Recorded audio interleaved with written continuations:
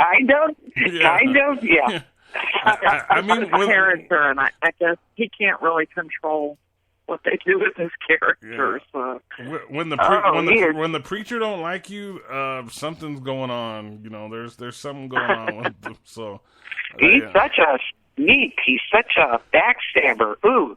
Yeah, he's to do that to Rick. But apparently, I don't know. I haven't seen the remake of House of Usher. I probably decided not to at the time, but I have not seen that. I haven't either. Yeah, he was also in Deadwood. That I watched, but I don't remember him. That's another HBO one, isn't it? Yeah. Yeah, that was a really popular show. Yeah, I remember. So he's been in quite a few things he's done. So interesting. Yeah, it's really interesting because every time a bio comes up, when you hear the history on the things that they do, it always amazes me to hear some of the stuff that they're involved in, and some of the stuff that, you know, the crazy thing about it is that I watched a lot of the things that a lot of these actors in, and I never knew they were in some of the stuff that comes up in the bio. Well, no, I agree. If you see it again on, TV, if they show a repeat or something, then you're like, oh, there's that guy, there's Spencer, or whoever. Yeah, I do that now, too, yeah. Now I do. Yeah. Before Spencer, I would have not known him, so interesting. Yeah, that's pretty cool, and like they say, he's a great guy. It's just that the character on the show is just a goofy, hard to get along with. Kind of, you know what he reminds me of. You know, his mom was running Alexandria, so he kind of reminds me of just like a big mama's boy still. You know? Yeah. So. Well, I think he was probably a privileged brat. His family. Yeah, exactly. Well, yeah, I agree. He probably had whatever he wanted. Yeah, that makes a lot of sense. Well, they were pretty sheltered with Deanna there, so they weren't.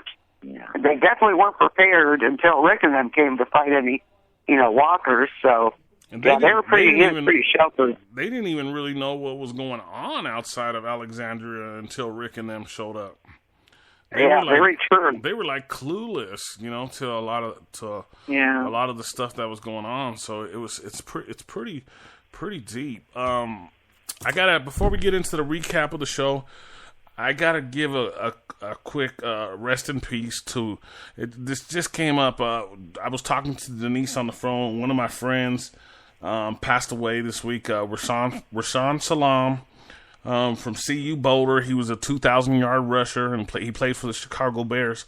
So I was pretty shocked right now. I just talked to my son about it, and I didn't know that this happened. And it was just, I guess, last night or something, they found him in the park in Boulder, and he's only a 40-year-old man, and it's I don't know all the details, but rest in peace to him, and I'm praying for his family, and I hope everything's okay. So, he's a part of Colorado history, and he's famous, and it's kind of sad to see a guy that you knew as a young man, but it's we'll see what happens, but I pray for his family. I hope everything's okay, and let's get back to TWD, guys. Sorry I had to bring us down there for a second, but I wanted to say something about it because I just found out about it.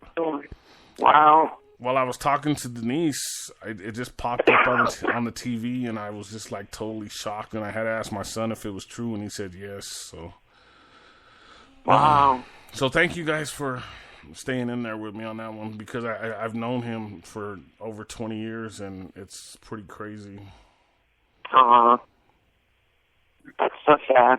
Yeah. So, but let's Tita, The Walking Dead, every Sunday. Next week is the season finale, so make sure next week I think we're pretty set. Denise and Desiree are not Denise.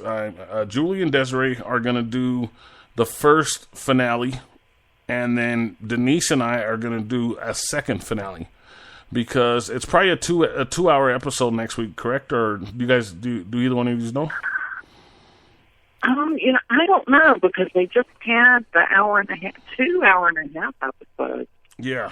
I think it's going to be an hour and a half again. Okay. So is it? Honestly, I didn't know. I'm pretty sure. Yeah. So, like Julie and I were talking earlier, they had so many different storylines. So there's so much information to get into about the episode this weekend. Which, like before, for some reason, for 2 or 3 weeks there was only like 1 or 2 or 3 different storylines going on. This week there was like all kinds of stuff going on, and I was going over it with Denise earlier, and then me and Julie were going over it. So it's a lot. It's a lot to get. It's kind of a lot to get into. It didn't seem like there was a lot of information, but there is a lot of stuff that went on. So kind of the first thing I want to get to is Denise, I want to see how you felt. The reason I'm bringing this up first because you and Julie both feel the same way about the situation and about this person. And how did you feel about Eugene and Rosarita's encounter with making the bullet first before we go any further about what she's going to do with the bullet?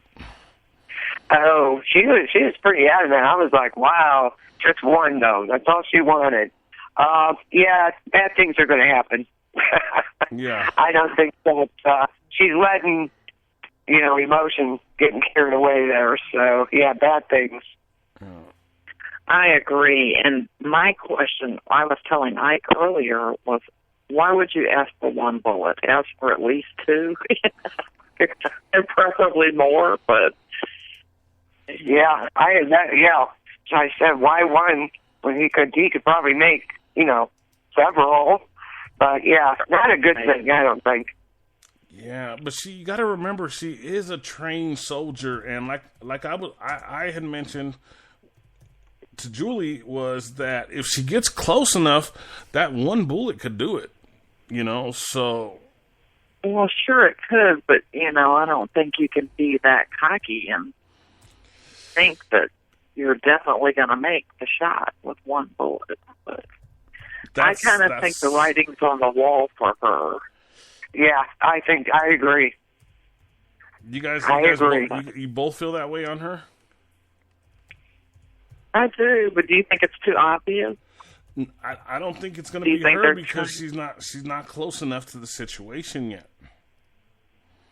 So I don't know. That's why I'm going to go against. Well, Negan is right there. Yeah. Negan's right there in Alexandria. Yeah. Yeah. She'll be there by the time she gets back. So yeah, she's at the gate from what we understand, but the timings are always different.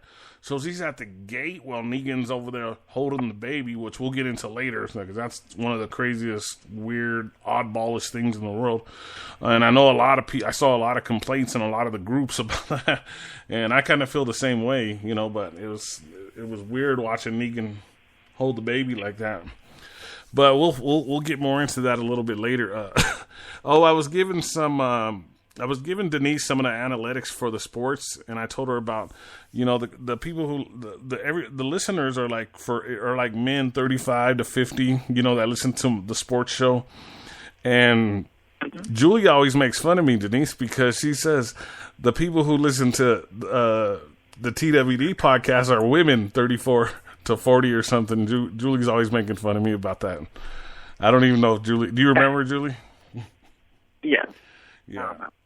So it was pretty funny. I just had to bring it up real quick. Some of the analytics on the page that we had at one time, it definitely showed. There was no doubt they were women in that age range. Well, 35 to 44, right? Is what you told me? It was something like that. I think it was early 30s to 40-ish. Denise, she was just making fun of me. That's all I was saying. Sometimes I wasn't making.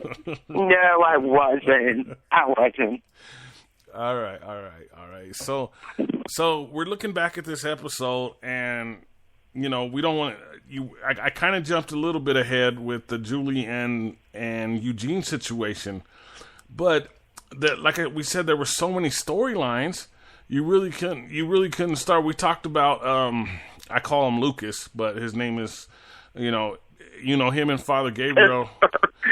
I don't know why I call him Lucas. For some reason, I call him Lucas.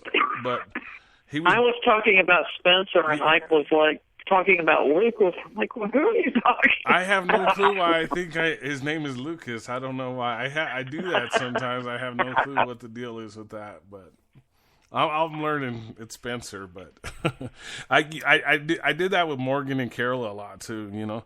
And like I said, I'm starting to like Morgan and Carol now with this Spencer guy around. So it's like, even well, that's because you don't see it.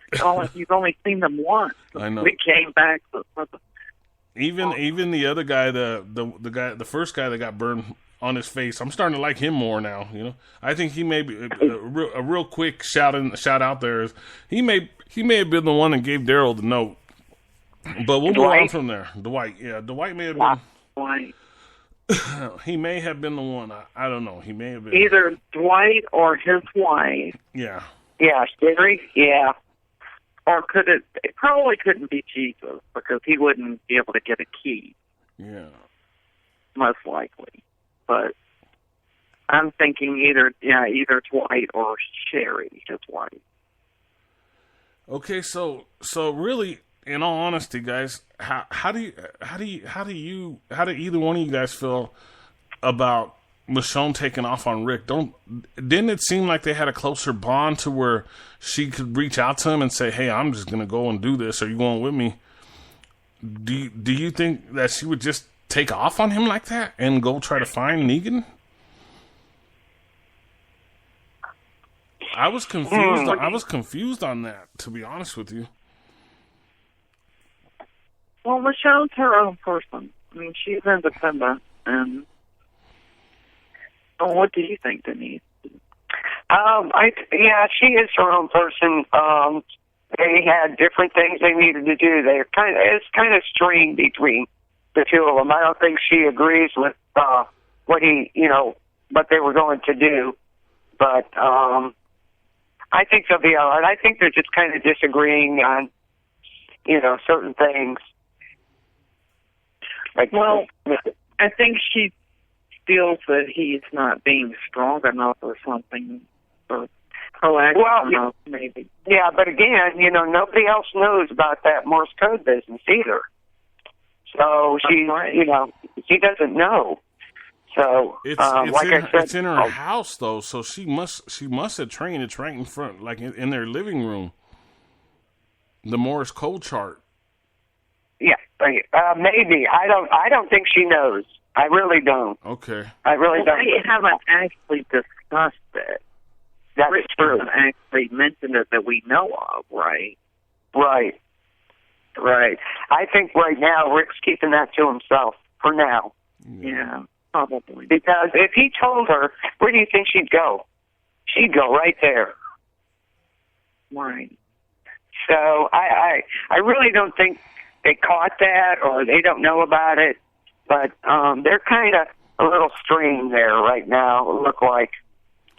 I would think that she would go to him and say, "Let's go. We got to take care of this." And there maybe she did, and it's in the comic. And shout out to all you comic book readers saying it's gonna happen. That everybody's gonna group up. And I know our last couple of weeks there were some comments on our some of our posts and said that the comic said this, the comic said that. That's great, guys. I appreciate it.